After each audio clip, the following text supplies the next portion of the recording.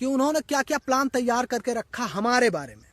हम जो है गोपाल पांडे के बारे में उन्होंने क्या क्या प्लान तैयार करके रखा हुआ है।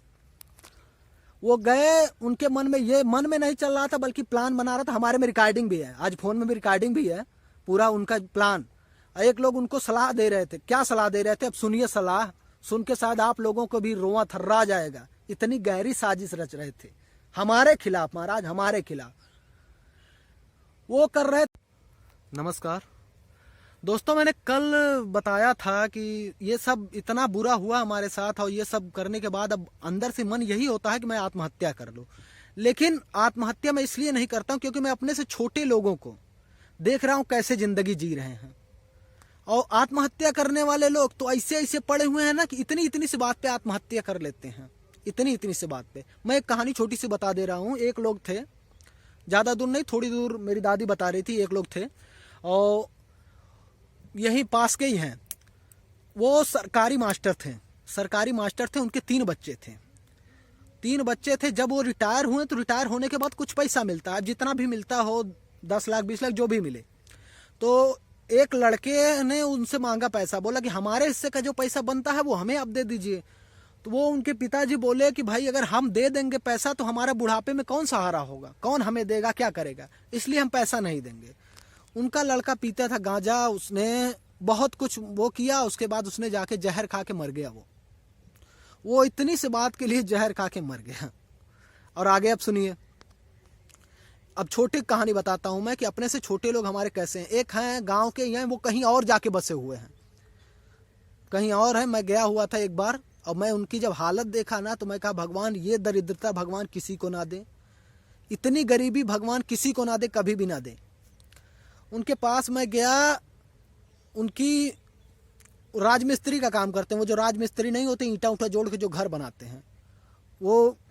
और उनकी पत्नी जो थी हाउस वाइफ थी, घर की पत्नी, मतलब जैसे वो काम करती हैं घर की वैसे वो काम करती हैं घर में। उन्होंने क्या किया, राजमिस्त्री आना करके, उनके पास 6 बच्चे हैं, 1 लड़का 5 बेटियां।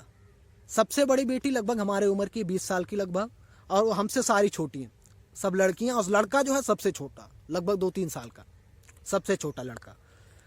6 बच्चे हैं उनके। पहली लड़की की उन्होंने शादी की, शादी किया, इकट्ठा करके पैसे 1.5 लाख उन्होंने कर्जा लिया। शादी करते ही दूसरे तीसरे दिन उनका एक्सीडेंट हो गया, वो खत्म हो गए। अब जो उनकी हालत है मैं देखता हूं, उनकी जो हालत मैं देखता हूं कि उनका घर जो है बिल्कुल नहीं हमारे इतना, मान के चलिए 5 फीट उनका बीम डाला हुआ है, दीवारें खड़ी हैं, बाकी आगे का बनाने के लिए रास्ता नहीं। ये सब है। अब मैं उनको जब देखता हूं तो मुझे ये लगता है यार कि ये कैसे है, मतलब अब ना उनके पास कुछ बचा ही नहीं है। 1.5 लाख रुपए कर्जे में, एक माँ है, बाकी सब उससे छोटी बच्चियां हैं।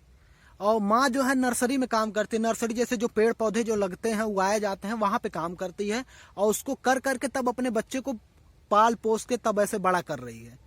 और उनके पास कुछ नहीं, तगादा करने वाले लोग उसका तगादा रोज आके करते हैं। जो पैसा वसूलने वाले लोग हैं, जो पैसा दिए हैं, वो रोज आके बोलते हैं पैसे दे दो, पैसे दे दो। अब एक माँ रोज का 100 रुपए 150 रुपए कमा रही है, प्लस 5 बच्चे को, और ना खेत ना घर, कैसे कैसे संभाल रही है, कैसे कैसे कर रही है, अब वही जाने।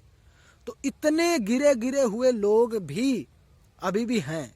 मैं अहमदाबाद में था, मैं देखता था लोगों को फुटपाथ पे सोते हुए। लोग वो क्यों नहीं आत्महत्या कर रहे हैं, जिंदगी अपनी जी रहे हैं खुशी से।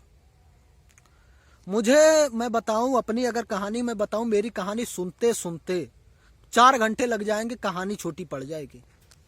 मैं शुरू से ही कि कैसे कैसे हमारे भाइयों रिश्तेदारों पटीदारों ने कैसे कैसे लूटा, कैसे कैसे बर्बाद किया, जब मैं सुनता हूं ना मेरे आंख में आंसू आ जाते हैं। कैसे कैसे मैं बताऊं, आज की दुनिया में ये जो दुनिया है ना, भाई बहन कुछ भी नहीं, मैं बताऊं दुनिया में आपका कोई नहीं सगा है। मैं बता रहा हूं अपनी कहानी। जब ये सारा पैसा फिक्स हो गया, जो सहारा में सारा हो गया, सब इस समय तो सब डूबा पड़ा है। जब सारा काम हो गया तब लोगों ने डिसाइड किया, कुछ लोगों ने किया कि चलो अब कमाओ, नहीं तो फिर आगे कैसे करोगे, आपके बच्चे बड़े बड़े होंगे, कल को घर बनवाना है, शादी करना है, सो आप कुछ न कुछ कमाने चलो। कमाने गए मेरे पिताजी जलंधर, पहली बार 2010 में शायद गए होंगे, 2010 उसमें 2010 में, और उसको गांव के ही ले जाने वाले लोग हैं, हमारे पिताजी को गांव के ही लोग ले गए, अपने मर मुताबिक काम करवाते थे। पापा को पसंद नहीं आया, उनको रात में 12 बजे हमारे ही गांव के लोग जो ले गए थे, जो हित बन के ले गए थे, उन्होंने 12 बजे रात को मेरे पिताजी को निकाल दिया। और ठंडी का महीना था, दिसंबर का महीना। उस ठंडी के महीने में मेरे बाप ने फुटपाथ पे सो के अपनी रात बिताई। 2 दिन मेरा बाप भूखा प्यासा रहा। उसके बाद एक धोबी मिला सुल्तानपुर का, उसने अपने घर में स्थान दिया, किसी न किसी तरह से हमारे बाप ने वहां सेटल किया। लेकिन देखो यहाँ पे गद्दारी करने वाले कैसे कैसे लोग हैं। अपने गांव के जो हित बना के ले गए थे कि चलो पंडित जी हम आपके साथ हैं, उन्होंने गद्दारी किया, रात में 12 बजे घर से निकाल दिया। अब मेरा बाप पूरी रात सोया रहा, 2 दिन तक कुछ नहीं खाया पिया, कैसे कैसे उन्होंने बनाया, अपना सेटल किया। उस बाप को जब कोई हमारा रिश्तेदार जब पागल कहता है ना, हम बताएं, हमारे अपने ही रिश्तेदार जो सुनेंगे, हो सकता है कहें तो बुरा भी लगे। अब बुरा लग के क्या होगा, कोई हमारा कुछ कर नहीं सकता। क्या करेंगे, बहुत करेंगे, बोलेंगे नहीं, बात नहीं करेंगे, रिश्तेदारी में नहीं आएंगे, कोई जरूरत नहीं। हम जानते हैं कि आज के ज़माने में अपना है नहीं कोई, सब कुछ पैसा है। तो जब तक पैसा नहीं है तब तक अपना कोई नहीं है। तो बहुत गुस्सा हो जाएंगे, हो सकता है जिन्होंने कहा हो उनको बुरा लगे। पागल, नचनिया, हमको नचनिया कहते हैं, पता नहीं वो कहाँ हमको नाचते हुए देख लिए, हमको नचनिया बोल दिए।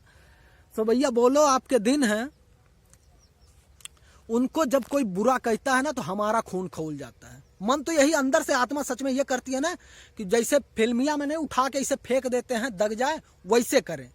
लेकिन फिर कहते हैं कि जाओ जाने दो साला। क्या अब जवाब दे दो ना, किसी का अगर जवाब दे दो ना, सच बोल दो तो बहुत बुरा लग जाता सबको। आज के युग में अगर सच आप बोलते हो तो वो बहुत बुरा है।